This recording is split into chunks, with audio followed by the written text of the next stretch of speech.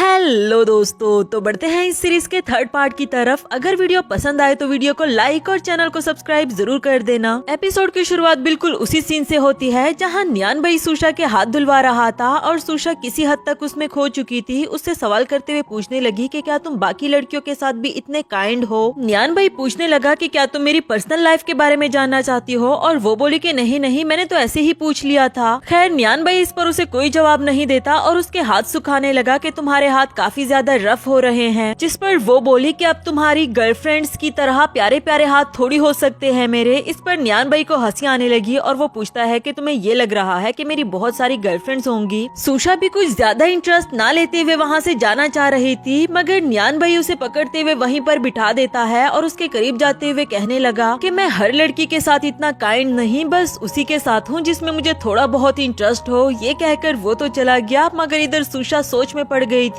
फिर खुद ही में एम्बैरस फील करने लगी कि मैं भी ना, मुझे उससे ऐसे सवाल पूछने की क्या जरूरत थी। दूसरी तरफ न्यान भाई अपने रूम में आकर सोच रहा था कि इस बेवकूफ लड़की को कोई बहुत क्लियर सा क्लू देना पड़ेगा कि मैं ही लुइस हूँ। तो फिर वो अपने विंडो से सामने की एक पिक्चर क्लिक करके सोशल मीडिया पर अपलोड कर देता है। बस करने की देर थी कि सुशा उसके पास भागते हुए पहुँच जाए कि लुइस ने अपना सोशल मीडिया अपडेट किया। देखो, ये बिल्डिंग तो हमारे अपार्टमेंट से भी नजर आती है ना, इसका मतलब तो ये हुआ। बेचारा न्यान भाई वो बताने ही लगा था कि तुमने ठीक समझा, मैं ही लुइस हूँ, लेकिन इधर ये बेवकूफ लड़की कहने लगी कि जरूर वो तुम्हारे नाइबर में ही रहता है, मैं अभी जाकर उसे ढूंढ कर आती हूँ। इधर न्यान भाई को काफी ज्यादा गुस्सा आ रहा था कि इस बेवकूफ लड़की को मैं और कितना क्लियरली बताऊं। थोड़ी ही देर में मुलट काए वापस आ गई कि ऊपर तो एक बूढ़ा सा आदमी रहता है और नीचे कॉलेज की लड़की। पता नहीं मैंने समझने में क्या गलती कर दी है। अभी भी उसका ध्यान न्यान भाई की तरफ नहीं जा रहा था, जबकि उसे गुस्सा आता रहा। रूम में आकर उसने देखा कि लुइस ने एक स्टेचू की पिक्चर भी अपडेट की है। खैर, तभी उसे हुजियान की कॉल आई जो बता रहा था कि रिसेंटली मैंने काफी सारे और डिजाइन जमा किए हैं, मैं सोच रहा था कि तुम्हें सेंड कर दूं, लेकिन सुशा ने बताया कि नहीं, इसकी कोई जरूरत नहीं, वैसे भी मैं कुछ दिनों से अपने अंकल के साथ रह रही हूँ। हुजियान ने पूछा कि कौन से अंकल, तुमने पहले तो कभी जिक्र नहीं किया, और वो बोली कि रिसेंटली ही यूएस से आए हैं। इस पर हुजियान कहने लगा कि अच्छा ठीक है, फिर मुझे एड्रेस सेंड करो, मैं खुद ही तुम्हें पहुँचा देता हूँ। नेक्स्ट सीन में डोर बेल बजी। न्यान भाई ने जब जाकर देखा तो वो हुजियान था। दोनों एक दूसरे को देखकर हैरान हो गए, जैसे कि एक दूसरे को अच्छे से जानते हो। तभी सुशा आते हुए कहने लगी कि हुजियान, तुम बाहर क्यों खड़े हो, अंदर आओ ना।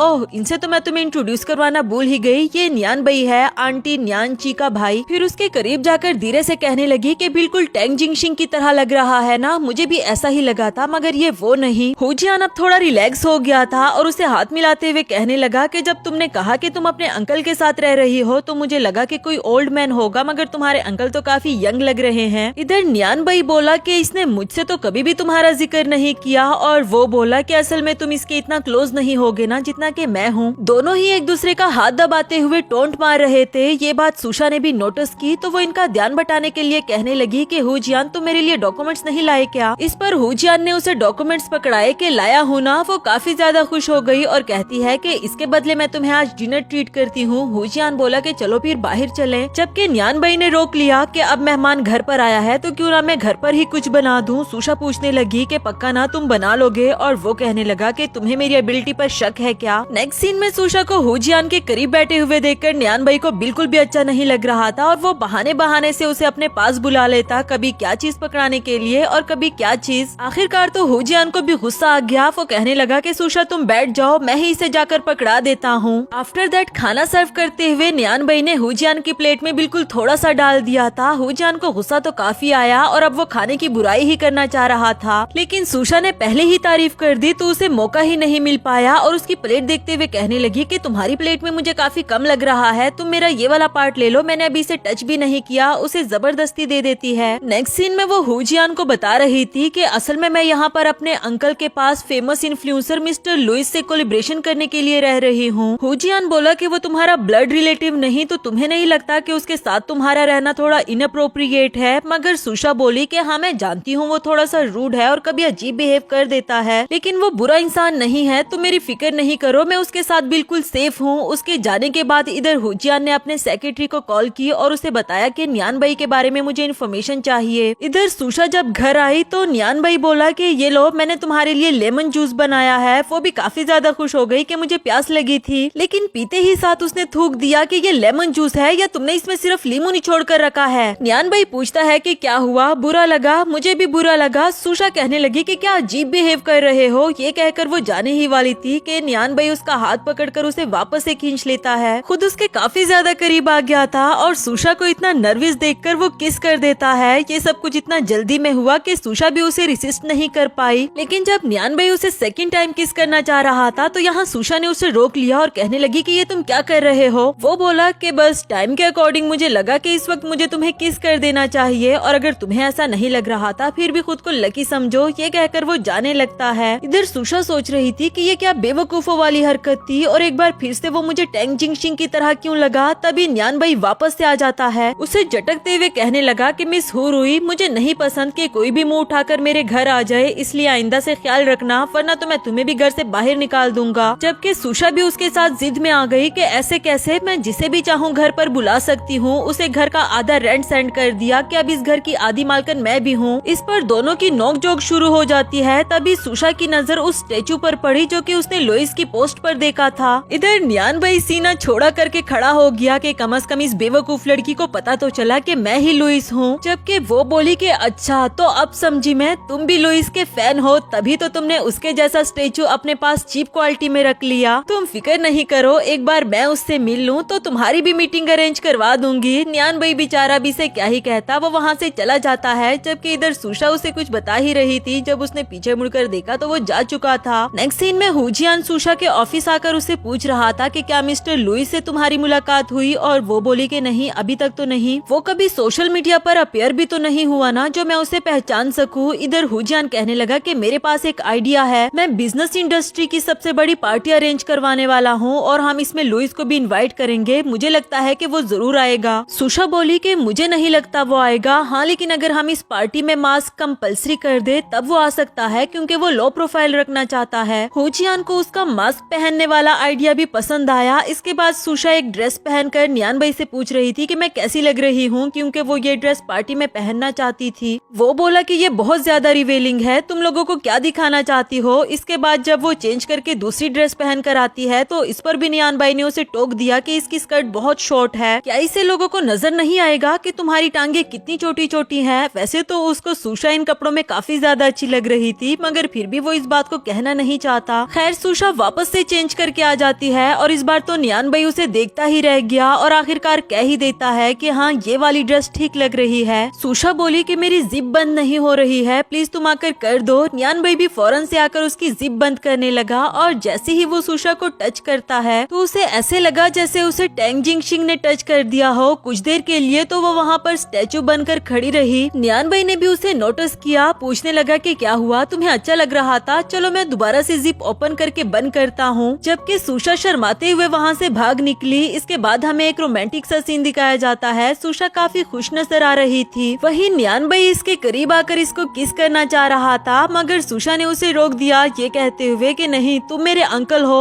जवाब में नियान भाई बोला कि अच्छा, पिछली बार जब मैंने तुम्हें किस किया था तब तो तुम्हें ये बात याद नहीं आई। इस बार तो जैसे सुशा भी इस बात को भूल गई थी और दोनों के बीच में एक रोमांटिक सी किस स्टार्ट हो गई। हाँ, लेकिन ये वाला मोमेंट ज्यादा देर तक नहीं रुक पाया, क्योंकि बेड से गिरते हुए सुशा की आंख खुल गई और जब उसे रियलाइज हुआ कि वो अपने ख्वाब में नियान भाई को देख रही थी तो वो खुद में ही एम्बेरस होने लगी कि ये मैं क्या देख रही हूँ। इसके बाद नेक्स्ट सीन में वो हुजियान की बिजनेस पार्टी में जाने के लिए तैयार हो रही थी। इसी दौरान हुजियान उसे इनडायरेक्टली बताने की कोशिश कर रहा था कि मैं तुम्हें पसंद करने लगा हूँ, लेकिन जितनी मासूम हमारी सुशा है उसे ये बात इतनी आसानी से थोड़ी ना समझ आने वाली थी। दूसरी तरफ नियान भाई यानी कि मिस्टर लुइस पार्टी में इंटर हो गया था और फौरन से सेक्रेटरी ने कॉल करके सुशा को भी उसके बारे में और उसके अपीयरेंस के बारे में बता दिया कि उसने ब्लैक सूट और सिल्वर कलर का मास्क पहन रखा है। अब पार्टी में सुशा और हुजियान की नजर सिर्फ उसी को ढूंढने पर थी। तभी सुशा की नजर लुइस पर पड़ी और उसके पास जाकर देखा तो वो नियान भाई था। उसे पूछने लगी कि नियान भाई, तुम यहाँ पर क्या कर रहे हो। वो बोला कि मैंने मिस हुरुई को बहुत सारे चांसेस दिए कि वो मुझे ढूंढ ले, लेकिन वो है ही इतनी बेवकूफ कि उसे मैं नजर ही नहीं आ रहा। उसकी ये बात पीछे ही खड़े हुजियान ने भी सुन ली। अब वो तो समझ चुका था कि अच्छा, नियान भाई ही मिस्टर लुइस है, वो ये सब कुछ जानबूझकर कर रहा है सुशा को अपने करीब लाने के लिए। इसके इरादे मुझे कुछ और ही लग रहे हैं। जबकि सुशा वो तो अभी भी नियान भाई की बातों को मजाक समझ रही थी। उधर हुजियान अपने सेक्रेटरी को कॉल करके कहता है कि कुछ और लड़कों को यहाँ पर इंटर करो, मैं तुम्हें एक पिक्चर भेज रहा हूँ, उनकी अपीयरेंस बिल्कुल वैसी ही होनी चाहिए। मिस्टर नियान न्यान भाई अब तुम देखो कि मैं तुम्हें तुम्हारे इरादों में कैसे कामयाब होने देता हूँ। दूसरी तरफ बेचारी सुशा, उसको एक ही अपीयरेंस के कई सारे लड़के नजर आने लगे और वो बहुत ज्यादा कंफ्यूज हो चुकी थी कि अब वो लुइस को कैसे ढूंढे, क्योंकि इतने सारे लड़कों में उसे कैसे पता चलेगा कि असल मिस्टर लुइस कौन है। इसी दौरान एक बार फिर से उसकी नजर न्यान भाई पर पड़ी और उसके करीब जाने लगी, जबकि वो दिल ही दिल में सोच रहा था कि मैं इसके शक्ल को देखना चाहता हूँ जब इसे पता चलेगा कि मैं ही मिस्टर लुइस हूँ। जबकि वो तो इस पर ध्यान ना देते हुए आगे निकल गई बेचारा। दूसरी तरफ सुशा सोच रही थी कि अगर मैं ये गाना चलाकर इस पर डांस करना शुरू कर दूं तो मिस्टर लुइस जरूर सामने आएगा। थोड़ी देर तक वो डांस करती रही और दिल ही दिल में यही सोच रही थी कि मिस्टर लुइस अभी तक आया क्यों नहीं, उनको तो आ जाना चाहिए था क्योंकि ये उनका फेवरेट सॉन्ग है। वो अभी ये सोच ही रही थी कि तभी न्यान भाई उसे डांस में ज्वाइन कर लेता है और शायद सुशा भी उसे नहीं पहचान पाई क्योंकि उसने कोई भी सवाल नहीं किया। कुछ देर तक तो दोनों ही एक दूसरे के साथ डांस करते रहे, लेकिन हम देखते हैं कि सुशा इमोशनल हो गई थी क्योंकि उसे बीच में टैंग जिंगशिंग की याद आने लगी। आज से 1 साल पहले जब सुशा ने कहा था कि मुझे डांस करना नहीं आता, तो इस पर टैंग जिंगशिंग उसे कहने लगा कि कोई बात नहीं, मैं हूँ ना, मैं तुम्हें सिखा दूंगा। प्रेजेंट में वो आज के इवेंट को भूलकर उस लड़के से कहने लगी कि तुमने मुझे किसी की याद दिला दी, वो मेरा फियांसी था, हमारी शादी से 1 दिन पहले उसकी डेथ हो गई, लेकिन मैं आज तक उसे नहीं भुला पाई। इस पर न्यान भाई बोला कि तुम्हें पास्ट को भूल जाना चाहिए और वो बोली कि मैं नहीं भूल सकती, अगर मैंने उसको भुला दिया और फिर मुझे किसी और से प्यार हो गया तो।